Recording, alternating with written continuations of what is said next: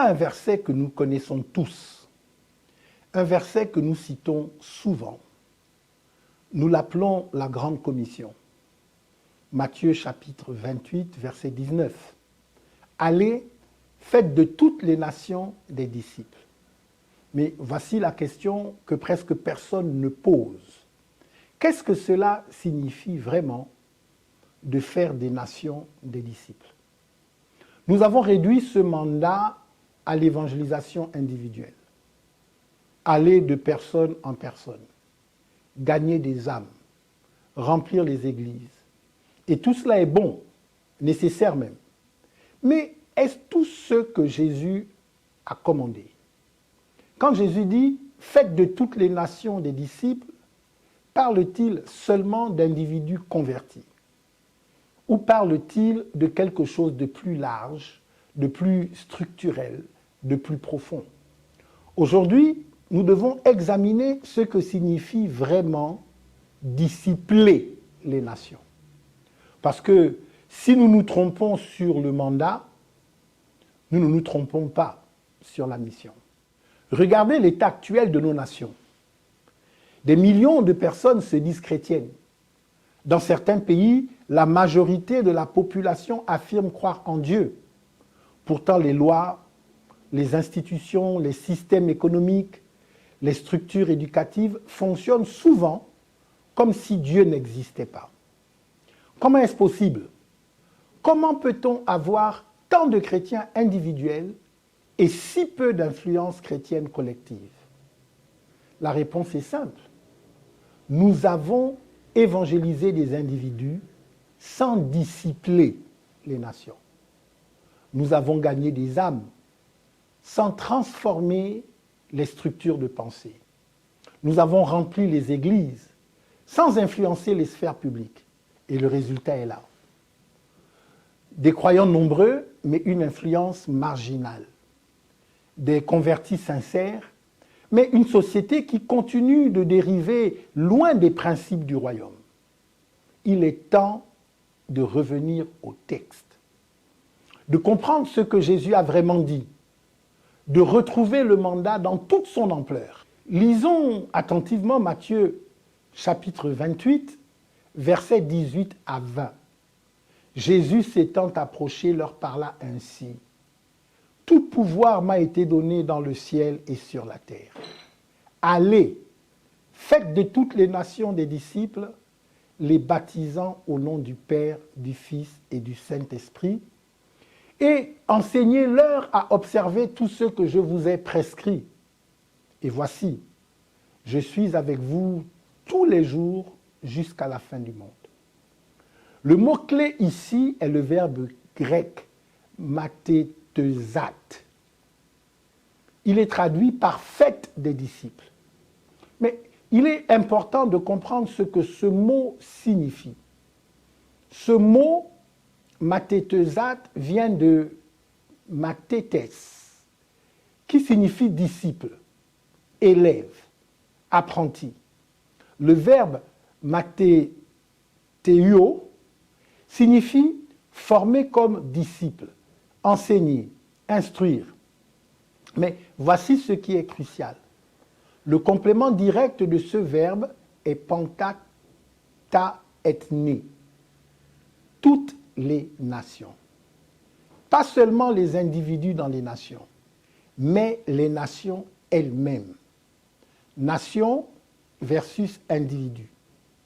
En grec, le mot ethnos peut désigner un peuple, une nation, un groupe ethnique. Quand Jésus dit « panta ta ethné », il ne parle pas seulement de personnes isolées. Il parle de collectivité, de culture, de structure sociale. Discipler une nation, ce n'est pas seulement convertir des individus, c'est enseigner à cette nation à penser, à structurer ses lois, à organiser sa société selon les principes du royaume. Une nation disciplinée, ou faite disciple, n'est pas une nation où tout le monde est sauvé. C'est une nation dont les institutions, les lois, l'éducation, la culture sont informés par la sagesse biblique. L'enseignement comme transformation structurelle, c'est de cela que nous parlons. Jésus ajoute quelque chose de fondamental. Enseignez-leur à observer tout ce que je vous ai prescrit. Le mot observer ici signifie garder, pratiquer, mettre en œuvre. Jésus ne parle pas simplement de transmission d'informations. Il parle de transformation comportementale et structurelle. Discipler les nations, c'est leur enseigner à appliquer les principes du royaume dans tous les domaines de la vie collective. La justice, l'économie, l'éducation, la culture, la gouvernance. Tout cela doit être pensé à la lumière de l'enseignement de Christ. L'histoire nous montre que l'Église, lorsqu'elle a compris ce mandat correctement, a transformé des nations entières. Pensez à la réforme protestante. Luther, Calvin, Zwingli n'ont pas seulement prêché l'évangile aux individus. Ils ont restructuré l'éducation. Ils ont influencé les lois. Ils ont réformé la théologie du travail, de l'économie, de la responsabilité civique. Le résultat, des nations entières ont été transformées. Pas seulement spirituellement, mais aussi intellectuellement, culturellement, économiquement. Ou pensez à William Wilberforce en Angleterre. Il n'a pas simplement prié contre l'esclavage. Il a travaillé pendant des décennies pour changer les lois. Il a discipliné sa nation en lui enseignant que l'esclavage était incompatible avec les principes chrétiens. La vision d'Abraham Kuyper, dont nous avons parlé dans l'épisode précédent, a développé une théologie profonde de la sphère publique. Il affirmait que Christ est souverain sur toute la création, pas seulement l'Église, pas seulement sur les cœurs individuels, mais sur la science, l'art, la politique, l'économie, l'éducation. Kuyper a écrit « Il n'y a pas de pouce carré de toute la création dont Christ ne dise « c'est à moi ». Cette vision a conduit Kuyper non seulement à fonder une université, mais aussi à devenir Premier ministre des Pays-Bas. Il a compris que discipler une nation signifie influencer ses structures de pensée et ses institutions. Aujourd'hui, nous voyons clairement les conséquences de l'abandon de ce mandat. Les nations occidentales, autrefois influencées par la pensée chrétienne, ont progressivement adopté d'autres récits fondateurs. Le matérialisme, le relativisme moral, l'individualisme radical. Pourquoi?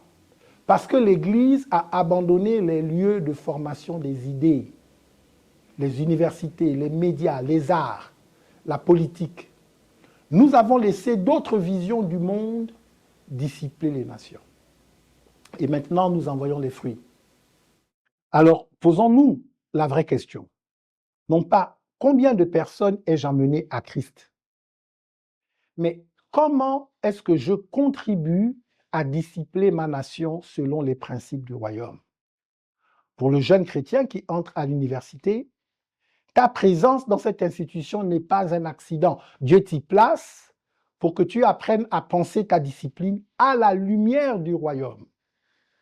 Pour le professionnel dans les affaires, la médecine, le droit, l'éducation, ton travail n'est pas seulement un gagne-pain, c'est un lieu où les principes du royaume doivent s'incarner. Pour le leader d'église, arrête de former des croyants qui pensent que leur foi concerne uniquement le salut de leur âme. Forme des disciples, capables de penser l'économie, la justice, l'art, la science selon Christ. Pour celui qui se sent appelé à l'influence publique, comprends que ton engagement n'est pas une distraction de l'Évangile. C'est une expression du mandat de discipliner les nations. Discipler une nation ne signifie pas imposer la foi par la force. Non, non, non, non, non. Cela signifie enseigner avec excellence, servir avec intégrité et influencer avec sagesse. Le mandat de Christ n'était pas seulement de sauver des âmes, c'était de discipler des nations, de leur enseigner à penser, à structurer leur vie collective, à bâtir leurs institutions selon les principes du royaume. Une nation disciple n'est pas une nation parfaite.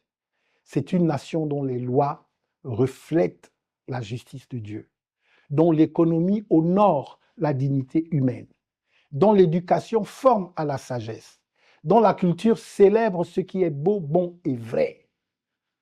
Nous avons réduit la grande commission à l'évangélisation individuelle, mais Jésus nous a appelés à bien plus. Il nous a appelés à transformer des structures de pensée, à influencer des cultures, à façonner des institutions. Une église qui ne fait que convertir des individus sans discipler les nations abdique la moitié de son mandat. Mais une église qui forme des disciples capables de penser et d'agir avec sagesse dans toutes les sphères de la société accomplit la mission complète. Parce que faire de toutes les nations des disciples ne commence pas par changer les lois. Cela commence par changer la manière de penser.